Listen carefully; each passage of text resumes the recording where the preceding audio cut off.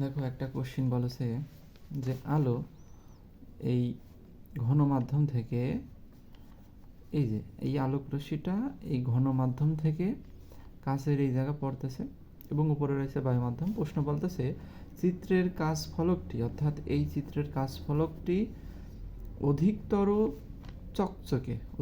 চকচকে দেখার জন্য কি ধরনের আলোকীয় শর্তে উপনীত হবে তার গাণিতিক ব্যাখ্যা করো। খেয়াল করো, এখান থেকে আলো যাওয়ার পরে আলোটা পাস হয়ে যেতে পারে। আমরা একটা কাজ কিন্তু করতে পারি, আমরা জানি এটা ঘন মাধ্যম, এটা হালকা মাধ্যম।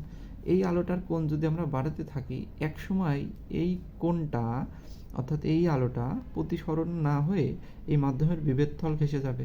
আমরা দেখতে পাচ্ছি, আমরা যদি এই আলোটা এমন কোণে পাঠাই যে কোণের কারণে ওই পাশের আলো প্রতিসরিত না হয়ে সেই আলোটা বিভেদ তল ঘেঁষে যাবে, তাহলে তো কাচের ভিতর সম্পূর্ণ আলোটা থাকবে, অর্থাৎ কাচ বেশি পরিমাণে চকচকে দেখাবে। আর এই কাজটা হয় কখন? এই কাজটা হয় যখন সংকট কোণ তৈরি হয়। আচ্ছা, চলো আমরা দেখি। এখানে কোনো প্রতিসারণাঙ্ক কিছুই দেওয়া নেই।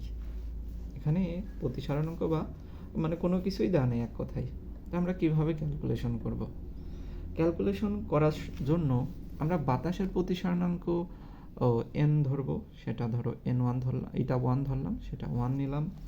এবং কাছের যে প্রতিসারণাঙ্ক সেটা তো আমরা মুখস্থ, সেটা জানি N2 ধরলাম, সেটা হচ্ছে 1.52।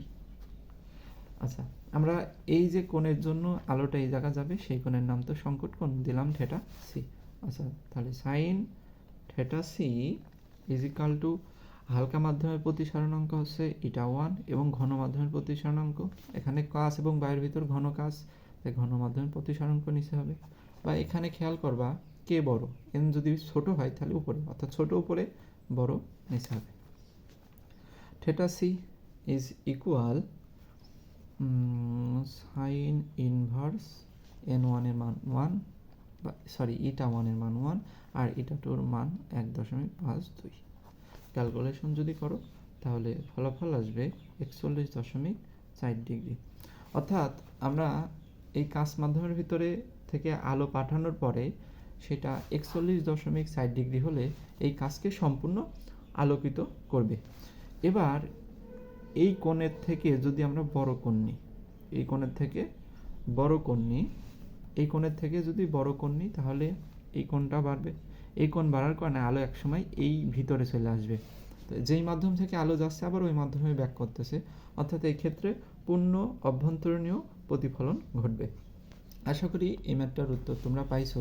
এখানে বলছে চিত্রের কাচ ফলকটি অধিকতর চকচকে দেখার জন্য কী ধরনের আলোকীয় সত্য উপনীত হবে। তাহলে চকচকে হওয়ার জন্য আমরা এর ভিতর থেকে আলো পাঠালাম। আর আমরা জানি যে ঘন মাধ্যম থেকে আলো বা যে মাধ্যম থেকে আলো আসুক, আলো আসার পরে যদি আমরা এমন একটা কোণে যাই বা সংকট কোণে পৌঁছাই তাহলে সেই আলোটা এদিকে আসে বিভেদ তল ঘেঁষে যায়, অর্থাৎ এখানে যেহেতু কাচ রয়েছে কাচ চকচকে হবে। তো আমরা সেই সংকট কোণের সূত্র অ্যাপ্লাই করেছি। সংকট কোণের জন্য অবশ্যই মনে রাখবা উপরে হবে প্রতিসারাঙ্ক যেটা কম সেটার মান, আর নিচে হবে প্রতিসারণাঙ্ক যেটা বেশি তার মান, অথবা উপরে হবে হালকা মাধ্যমের প্রতিসারণাঙ্ক আর নিচে হবে ঘন মাধ্যমের প্রতিসারণাঙ্ক।